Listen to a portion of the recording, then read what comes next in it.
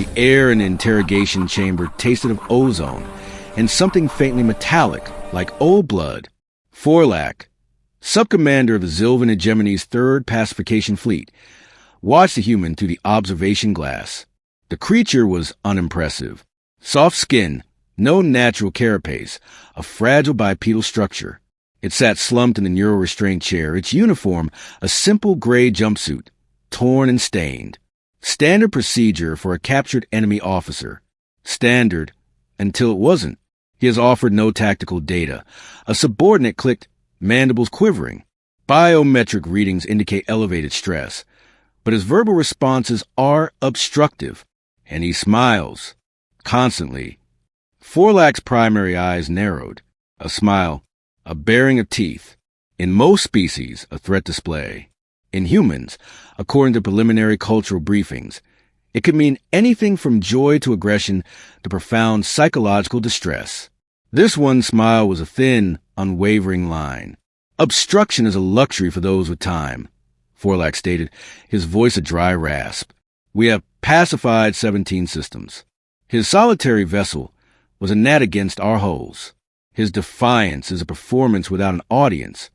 He entered the chamber. The human's eyes, too pale, blue orbs devoid of nictitating membranes, tracked him. The smile remained. Designation, Kalen Reed. Rank, Commander, Terran exploratory vessel Astrid. Forlac began reciting the data. Your vessel is dust.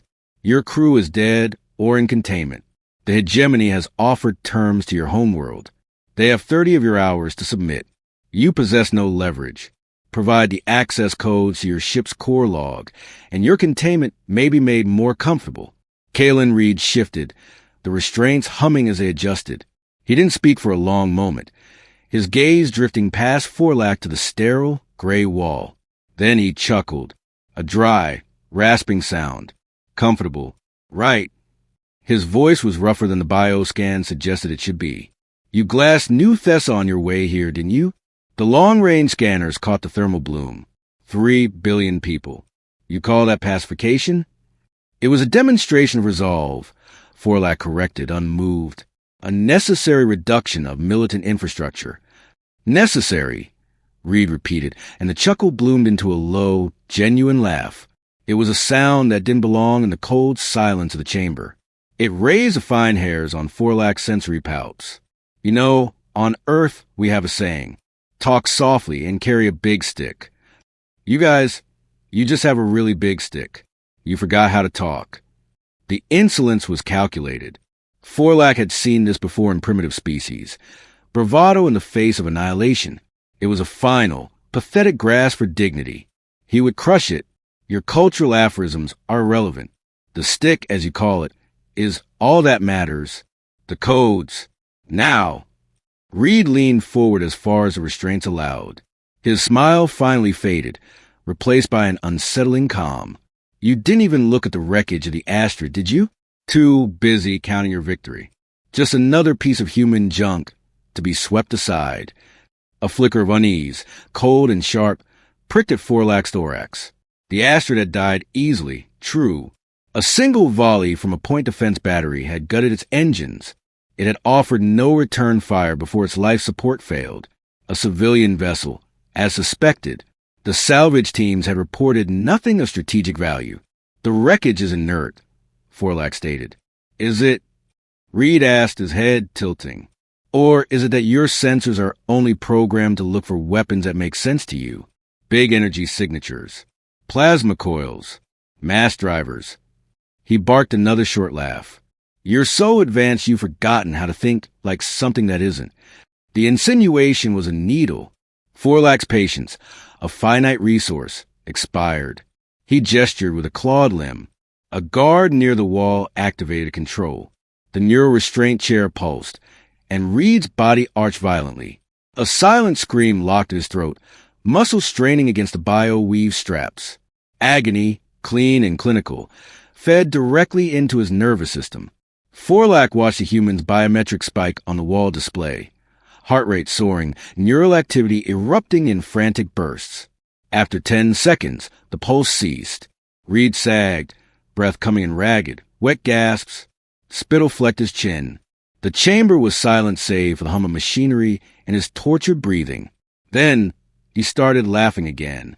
It was a ragged, broken sound, wheezing out from lungs that couldn't seem to find air. Tears streamed from his squeezed-shut eyes, cutting tracks through the grime on his face. But the laughter persisted.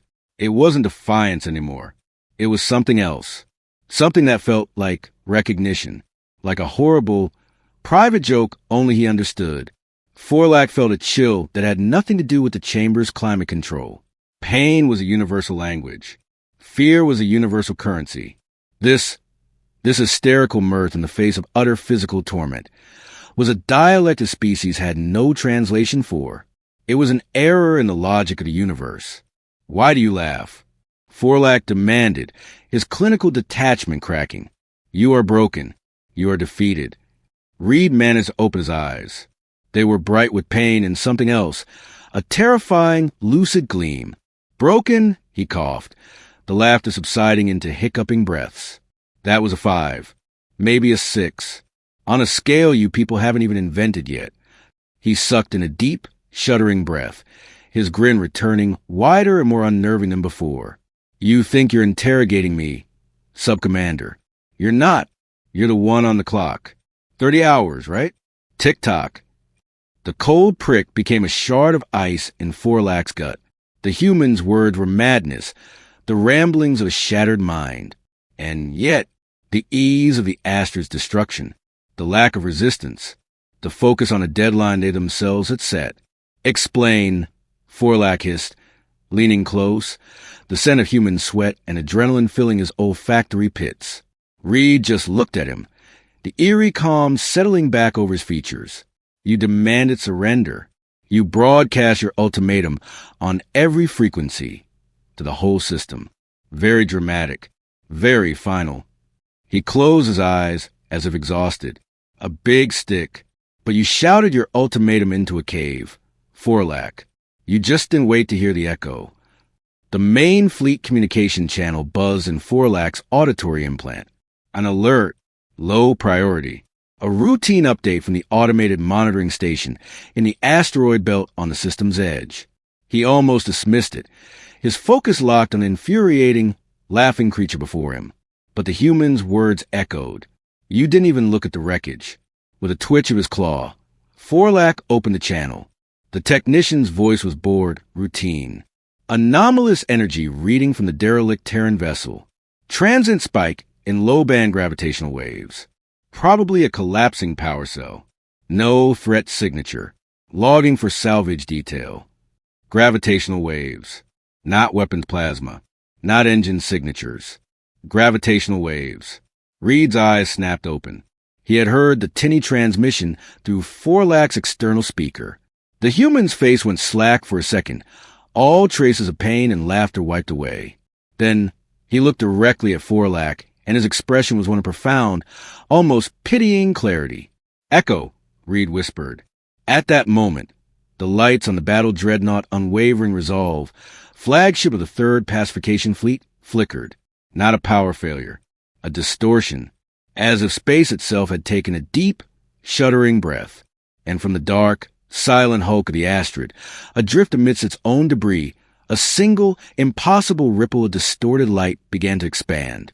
The distortion lasted exactly 1.7 seconds. On the bridge of the unwavering resolve, the universe seemed to stutter. Lights dimmed not to darkness, but to a twilight amber. The ever-present hum of the gravity drive slurred, dropping an octave into a stomach-churning groan, before snapping back. Console holograms bled colors, their edges fuzzing into static rainbows. For those 1.7 seconds, the flawless, predictable machinery of the Xylvan flagship felt organic. Sick. Sub-Commander Forlack felt it through the deck plates and in the fillings of his teeth. In the interrogation chamber, the neural restraint chair emitted a sharp pop and a burnt plastic smell as its field generator fritzed. The lights died completely, plunging the room into the deep, sense-dampening black of a warship's interior. Only the weak, green emergency strips along the floor flickered on, painting ghastly shadows. Kalen Reed's laughter had stopped. In the absolute dark, Forlak's secondary thermal pits activated. He saw the human as a blurry orange shape, still restrained, head now lifted, not struggling. Listening. Report. Forlak barked into his implanted comms. Static hissed back, a chaotic blend of overlapping channels. He caught fragments. Power flux in Sector 7, no damage reported, sensor ghost on long range. Then a voice, colder and clearer than the others, cut through. Admiral Xyla's from the command nexus. All stations condition calm. Diagnostic sweep in progress. A transient energy surge in the system star, filtered through the derelict's debris field. A natural phenomenon. Maintain alert status. A natural phenomenon. It was a logical, soothing explanation, the one the fleet's immense, rational mind would cling to, but in the dark, with the scent of ozone and burnt circuits thick in the air, Forlak remembered the human's words. You shouted your ultimatum into a cave, and the human's whisper. Echo! The main light stuttered back on, harsh and unforgiving. Reed blinked against them, his face pale but composed. The unsettling smile was gone, replaced by a look of intense focus, like a technician waiting for a diagnostic result. Forlak's comms chirped, a direct channel from the xenopsychology officer, Zir, sub-commander. The prisoner's biometrics during the event. You need to see this. Secure him, Forlak ordered the guards, his eyes locked on Reed. The human didn't resist as they checked the restraints. He just watched Forlak leave, his blue eyes holding a knowledge that felt like a physical weight. The Xenopsych lab was a nest of soft light and biometric displays, a stark contrast to the brutalist functionality of the interrogation block. Zir, a slender Xylvan whose carapace was etched with the intricate swirls of a scholar caste, gestured to a holoscreen. It showed Reed's vital signs from the chamber. Observe, Zir clicked, her voice a rapid, precise staccato. The moment of the anomaly. A vertical line marked the time. Heart rate, elevated but steady from the earlier interrogation. Adrenaline, cortisol, high baseline.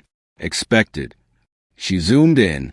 At T0 the distortion, there is a sharp, simultaneous drop in all major stress hormones. Adrenaline, noradrenaline, cortisol, they plummet. See? His galvanic skin, response goes flat. His heartbeat slows by 18%. Forlak studied the graphs.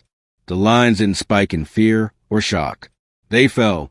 It was a physiological signature, a profound relief, of a burden lifted. It is a response of a subject who perceives a dire threat has passed, Zir said, her large, black eyes reflecting the scrolling data, or of one who has received a long-awaited signal. It is not the response of a prisoner experiencing a terrifying, unexplained event. He said echo, Forlak stated, the word tasting wrong in his mouth. Zir's antennae twitched. A metaphor, a threat, a message, a countdown. A new voice rasped from the doorway. Commander Kraz, head of fleet security, filled the frame. His carapace was scarred from particle burns, and one of his manipulator arms was a sleek prosthetic. He was old caste, a warrior who distrusted anything he couldn't shoot. The diagnostics are complete. No system damage. No foreign energy residue. It was a hiccup. The prisoner is exploiting it. A psychological tactic. Primitive but effective. He fixed Forlak with a hard stare. Your focus on this one broken human is noted, Sub-Commander. The Admiralty expects the access codes, not philosophical puzzles. The human's vessel caused the hiccup, Forlak countered, feeling the fragile threads of logic trying to weave together. The surge originated from its wreckage. Coincidence, Kraz scoffed. A dying power cell, interacting with our active sensor sweep. We are a fleet of 10,000 vessels. We emit enough energy to destabilize a small star. The debris is reacting to us, not the other way around. He stepped into the lab, his presence making the room feel smaller. The prisoner has resisted standard neural inducement. I authorize the use of deep scan. Zir's antennae flattened in clear distress. Commander, deep scan on a species with unknown neural topography risks irreversible synaptic collapse. We may lose all data. And we may rip the codes from his crumbling mind. Kraz interrupted. We have 30 hours. The hegemony does not negotiate. It dictates. If his mind breaks as a lesson to others, it is an acceptable loss. He turned to Forlac. You have until the next watch cycle to obtain the codes voluntarily. If not, my technicians will take him. That is not a request. Kraz left, a vacuum of silence in his wake. Zir busied herself with her screens, a subtle tremor in her limbs. Deep scan is a butcher's tool. It leaves only pulp. Forlac looked back at Reed's biometrics. The calm line amidst the chaos. The laugh in the dark. You're the one on the clock. He wasn't sure what Reed was, but he was no longer convinced he was broken. Something was waiting. Something that made a human laugh as he was tortured. Replay the long-range sensor log from the anomaly, Forlac ordered. Not just the internal diagnostics. I want the raw feed of deep space. Every frequency. Zir complied, her claws tapping rapidly. The main holoscreen shifted to a view of the starfield, with a bloated orange star of the system, Galad Prime, at the center. The unwavering resolve and the fleet were mere icons. A tiny, blinking marker represented the Astrid's debris field. At T0, Zir said. The screen played. For a moment, nothing. Then, a subtle pulse, not in the visible spectrum, but rendered as a concentric ring of violet light on the overlay. It emanated from the debris field. It expanded outward at speeds impossible for any physical particle. It passed through the fleet, causing the internal distortion, and continued, racing into the endless dark of the galactic rim. It's a transmission, Forlac breathed. Of what? Zir asked. It carries no data packets, no modulated signals. It is a carrier wave with no cargo, a shout with no words. Forlac stared as a ripple on the screen dissipated into the nothingness. A shout, an echo. You shouted your ultimatum into a cave. Humanity's home system, Sol, was on the other side of contested space. They had no ships that could reach here in 30 hours.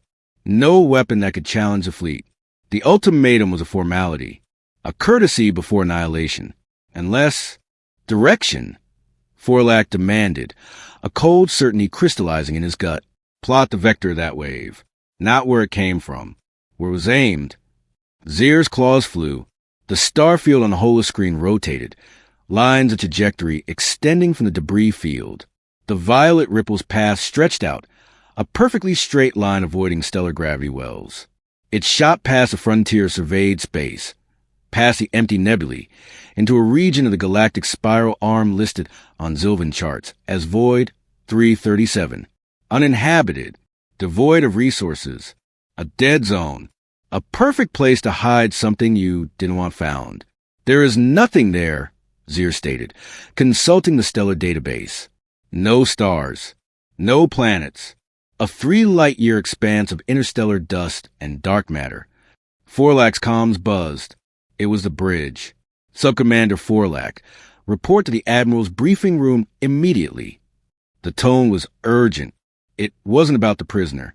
In the corridor, the ship's normal rhythm felt like a facade.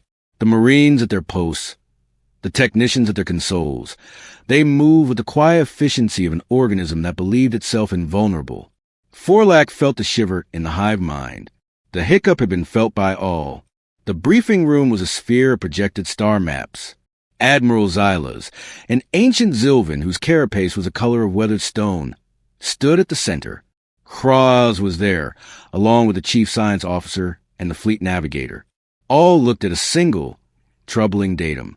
5 minutes ago, Xylas began, his voice like grinding rock. The long-range tachyon detection grid registered an event. In the region cataloged as Void 337. He gestured, and the star map zoomed into the dead zone. A point of light, previously non-existent, now pulsed a soft, angry red. A microscopic, instantaneous pinprick of space-time curvature. It lasted for a fraction of a nanosecond, smaller than the emergence of a single quantum particle. A sensor error, Kraz said, but without his earlier conviction. The grid registered 17 identical errors, the science officer chimed in, her voice tense. In a perfect logarithmic sequence, leading from the edge of the void toward us. The room was silent. They all looked at the line of red dots on the map. They formed a path, a heading. It was a path that began at the exact extrapolated endpoint of the ripple that had emanated from the Astrid. Forlak's neural implants calculated the relative positions, the timing. The ripple was a signal. The pinpricks in the void were a response, a mobilization. Distance? Admiral Xylas asked. The navigator's answer was a whisper of dread. The first detected pinprick is 12 light years from our current position. The human ultimatum deadline was 28 hours away. Travel time for a hegemony fast-strike vessel? Xylas pressed. At maximum superluminal burn, 26 standard hours. The math was a cold, silent scream in the room. The timing was not a coincidence. It was an appointment. Kalen Reed hadn't been laughing from madness or defiance. He had been laughing from the sheer, terrifying relief of a soldier who has just heard the cavalry come over the hill. A cavalry the enemy didn't believe existed, arriving on a schedule only the soldier knew. Forlak finally spoke, his words dropping into the stunned quiet. The human admiral, he is not a prisoner. He is a beacon, and we are not the interrogators. He met the admiral's age, calculating eyes. We are the bait. The silence in the briefing room was a physical thing, dense and cold. The projected star map, with its trail of impossible pinpricks leading toward them, seemed to suck the warmth from the air. Admiral Xylas was the first to move. He turned from the tactical display, his stone-colored carapace seeming to absorb the angry red light of the alert sigils.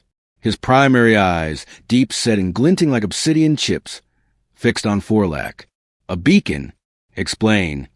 Forlak felt the weight of Commander Kraw's glare, but the earlier arrogance was gone, replaced by a watchful, predatory tension. The data on the screen had punctured the certainty of the fleet. The human vessel, the Astrid, Forlak began, forcing his voice into its usual dry, analytical rasp. It did not fight. It did not run. It allowed itself to be disabled with trivial ease. Our scans confirmed it was lightly armed, a scientific exploration vessel. We saw what we expected to see. And what did we not see? Xylas's voice was dangerously soft. We did not see its mission, Forlak said. He gestured, and Zir, hovering at the periphery, transferred the data from the interrogation chamber. Reed's biometrics, the eerie calm during the distortion, filled a secondary screen. The prisoner, Kalen Reed, is not a soldier in despair. He is an operator who has completed his primary objective. His laughter was not insanity. It was a release of immense psychological pressure. The echo he referred to was not a metaphor. It was a technical confirmation.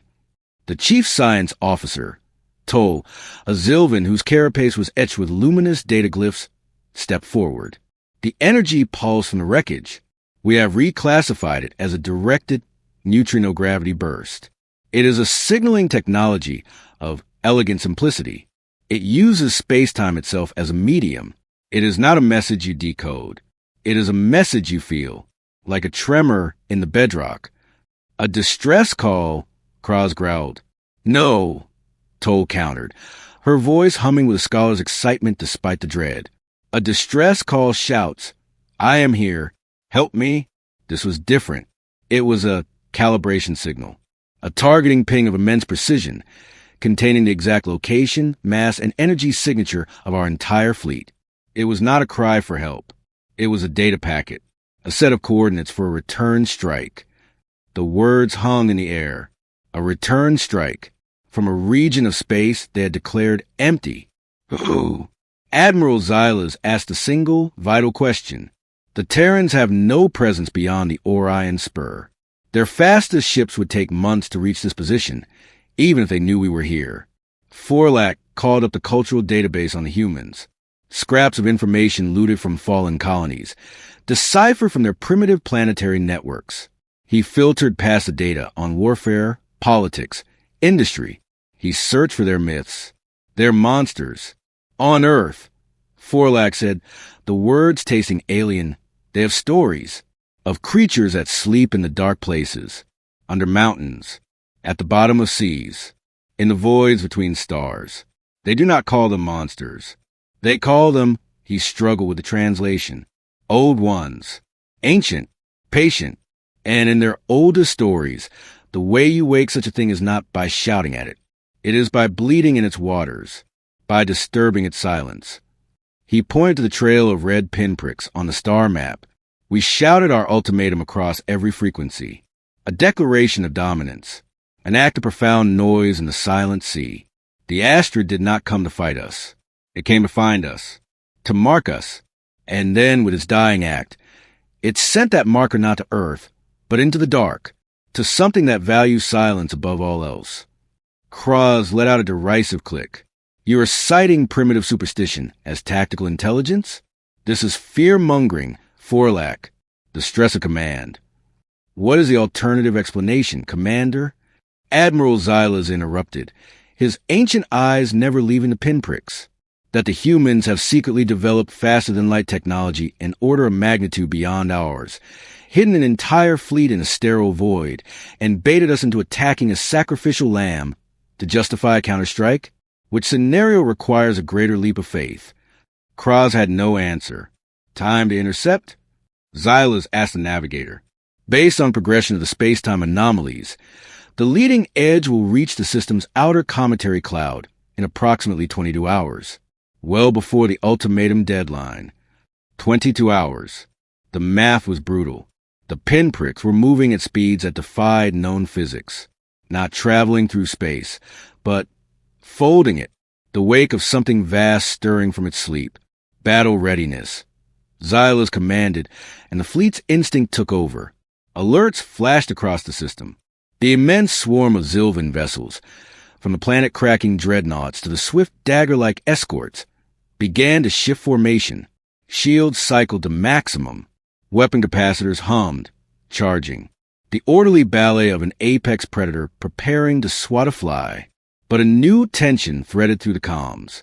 It was no longer the clean, hungry anticipation of a pacification. It was the unease of a hunter who hears an unfamiliar growl from the darkness behind him. Forlack returned to the interrogation block. He did not go to the observation chamber. He entered the cell. Kalen Reed looked up. He was no longer smiling. He looked tired, hollowed out, but his eyes were clear. The guards had removed him from the broken restraint chair, but magnetic cuffs bound his wrists and ankles to the floor. "You figured out the dinner bell," Reed said, his voice hoarse. "You lured us here," Forlack stated, standing over him. "Your ship, your crew, they were all expendable. To get our signature. To make us shout." "You were always going to shout," Reed replied, a flicker of the old defiance returning. "It's what you do. You can't help it. Big sticks, remember? We just made sure you were standing in the right room when you swung it. What is coming, human?" Forlack demanded, his patience a frayed wire. "What sleeps in the void?" Reed was silent for a long moment. He looked at his scarred, dirty hands. "We didn't build them. We found them. Or they found us, drifting in the Orc cloud, 1,000,000,000 miles from sun. A relic older than our planet. A sentinel. We called it the Grief Singer." He let out a short, breathless laugh. "Bad name. It doesn't sing. It corrects." "Corrects what?" "Loud things," Reed whispered, meeting Forlack's gaze. "Things that break the peace. For 1,000,000,000 years, it listened to the quiet song of the cosmos, the spin of galaxies, the whisper of background radiation. Then we came. Radio waves, nuclear explosions, FTL wake turbulence. We were static. An error in the music. It began to stir.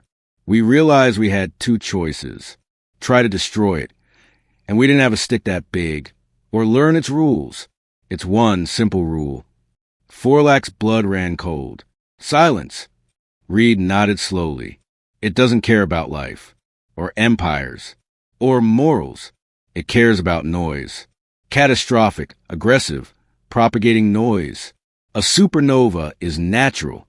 A purposeful antimatter detonation is not.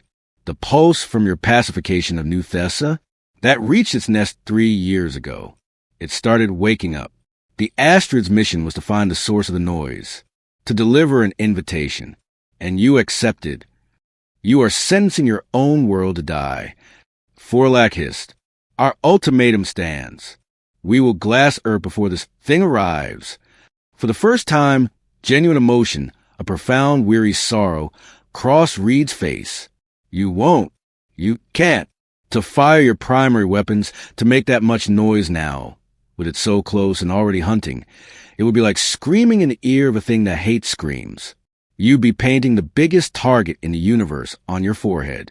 Your only chance, the only chance for any of us, is to shut down, power down everything, go dark, be silent as a grave, and hope it passes you by. The sheer, terrifying logic of it unfolded in Forlak's mind. It was a cosmic trap. The Astrid had not brought a weapon. It had brought a referee. And the referee's sole rule was, no fighting. His comms buzzed. It was Zir, sub-commander. Long-range sensors are now detecting gravitational shadows. At the edge of Void 337, dozens of them. They are occluding background stars. The scale, her voice trembled. The scale is beyond measurement. Power down. Reed urged, his eyes desperate now. Tell your admiral. Shut off the engines. Kill the reactors. Go to battery power. No transmissions. No active scans. Be a rock. It's the only way. Forlak turned and ran for the bridge. The idea was heresy. It was surrender. It was the antithesis of everything the Xylvan Hegemony stood for. But as he raced through the corridors, the ship vibrated with a new, deep thrum. The sound of main dorsal particle cannons charging for planetary bombardment. The sound of a stick, raised high, ready to smash the insolent human world. It was the loudest sound in the system. And in the silent dark of the cell, Kalen Reed closed his eyes, waiting for correction to begin. The bridge of the unwavering resolve was no longer a place of silent efficiency. It hummed with a palpable, electric dread. The main viewer showed the fleet, a magnificent swarm of lethal geometry, arrayed against the star-flecked black. But every eye was drawn to the secondary display, the one showing the approaching gravitational shadows from Void 337. They weren't ships. They were absences. Bites taken out of the starfield, blotting out entire constellations with their sheer, light-warping bulk. Admiral Xyla stood rooted before the tactical hologram, his age claws tracing the impossible trajectories. Estimated mass? He asked, his voice stripped of all inflection. The science officer, Toll, seemed to shrink into her carapace. Indeterminate, Admiral. Their gravitational lensing suggests planetary-scale densities, but they are moving at speeds that should be impossible for objects of that mass. They are not violating physics. They are ignoring the parts they find inconvenient. Weapons analysis. None detected. No energy signatures. No drive emissions. No power readings of any kind. They are colder than the background void. They are not flying, Admiral. They are falling through folded space, like stones dropped through a fabric. Commander Kraz shoved his way to the holo display, his prosthetic limb whirring. Then they are rocks, and rocks can be shattered. Battle formation Sigma. All vessels, target the lead shadow with synchronized plasma lances. We will crack this grief singer open and see what machinery hides inside. No. All heads turned. Forlak stood at the entrance to the bridge, his carapace still streaked with grime from the interrogation block. The force of his denial echoed in the sudden silence. You overreach, Sub-Commander, Kraz snarled. The human, Forlak pressed, striding forward, ignoring protocol. He explained it. It is not a weapon. It is a corrective force. It targets noise. Aggressive, propagating energy. If we fire the main batteries, the combined energy signature will be the loudest event in this sector since the system's star ignited. We will not be attacking it. We will be aiming it directly at us. Admiral Xyla's ancient eyes narrowed.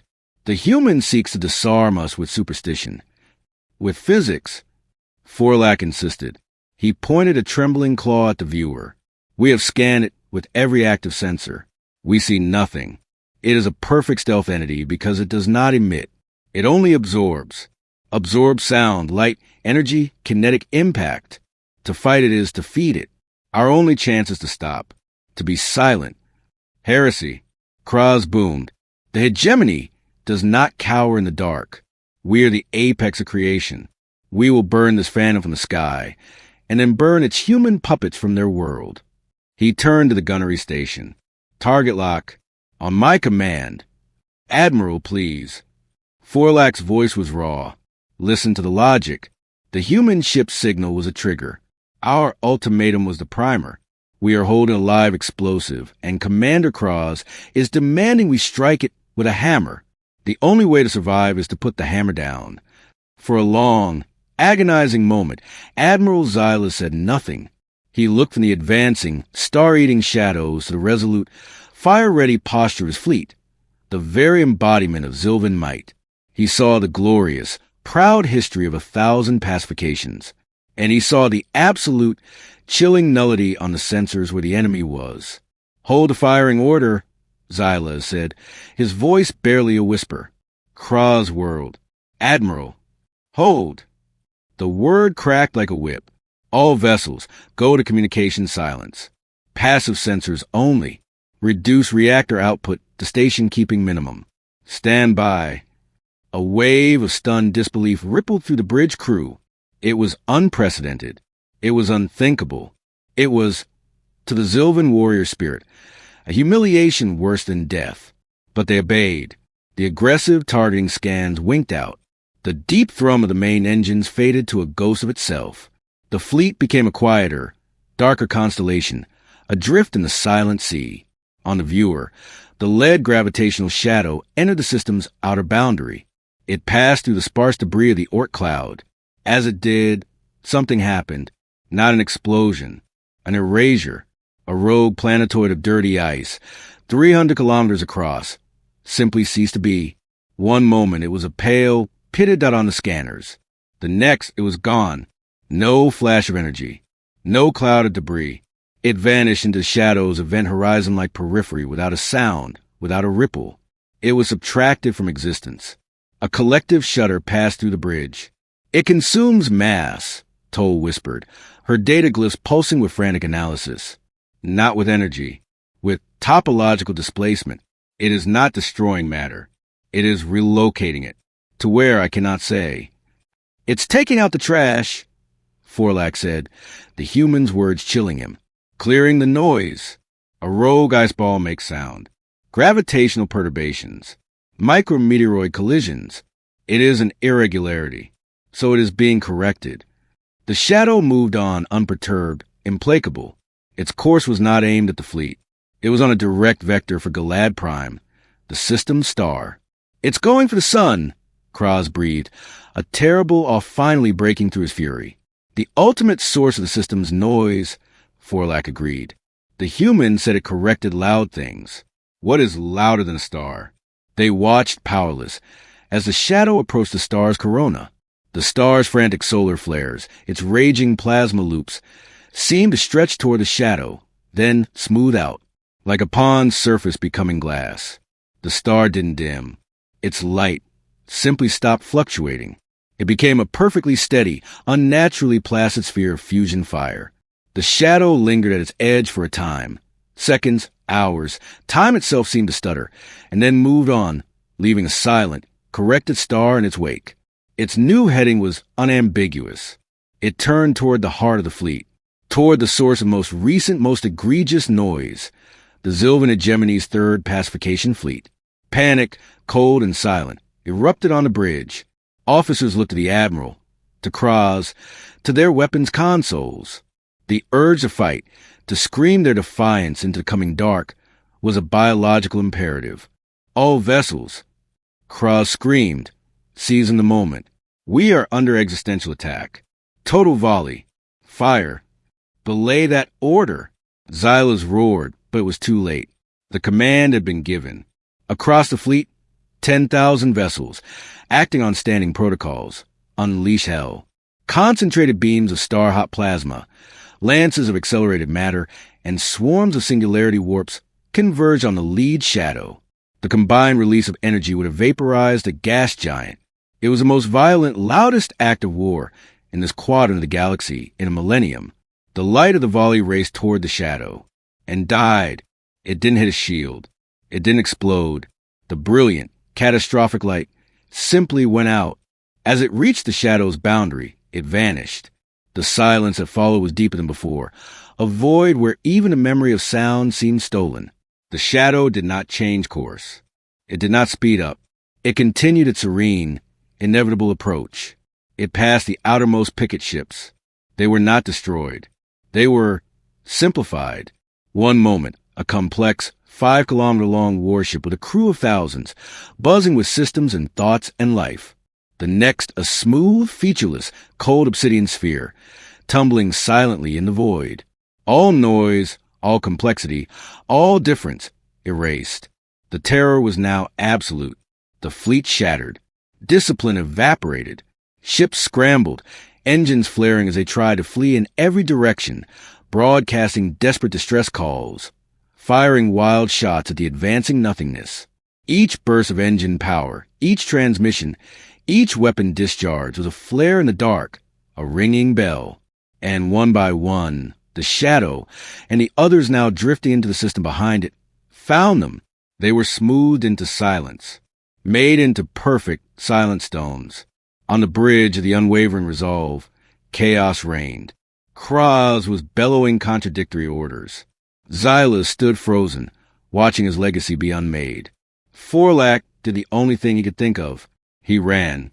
He sprinted back to the interrogation block. The guard were gone, fled to their doom. He used a manual override, the power failing, and wrenched the cell door open. Kalen Reed looked up, his face pale in the emergency lights. The ship shuddered around them. "It's too late, isn't it?" Reed said softly. "You fired." They fired. Forlac gasped, fumbling with the magnetic locks on Reed's cuffs. "How do we stop it?" "You don't." The cuffs clicked open. Reed rubbed his wrists, his movements slow with profound, cosmic grief. "You broke the only rule. The singer is here. It will finish its correction. It will quiet the system. There must be something." Reed looked at him, and in the human's eyes, Forlac saw no triumph, only an endless, weary sadness. "There is one thing, the quietest thing in any system." "What?" "A dead ship." Reed met his gaze. A ship with no power, no life signs, no heartbeat, just cold metal and vacuum. The Astrid's wreckage will probably survive. It's already silent. We have to get to an escape pod. Jettison it. Then you have to manually trigger a full reactor scram and vent the atmosphere. Make this ship a corpse before it reaches us. It was a final, horrific surrender. To kill their own vessel. To play dead. Forlac didn't hesitate.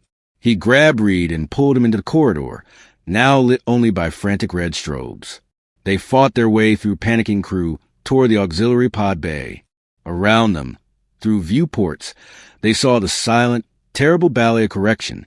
A dreadnought, its engines at full burn, became a smooth, dark sphere mid-thrust. A cloud of fighter craft dissolved into a harmless, silent dust. They reached the pod. Forlac shoved Reed inside.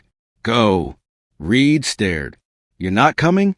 "Someone has to stay to trigger the scram and manual vent. The systems are failing. It must be done by hand."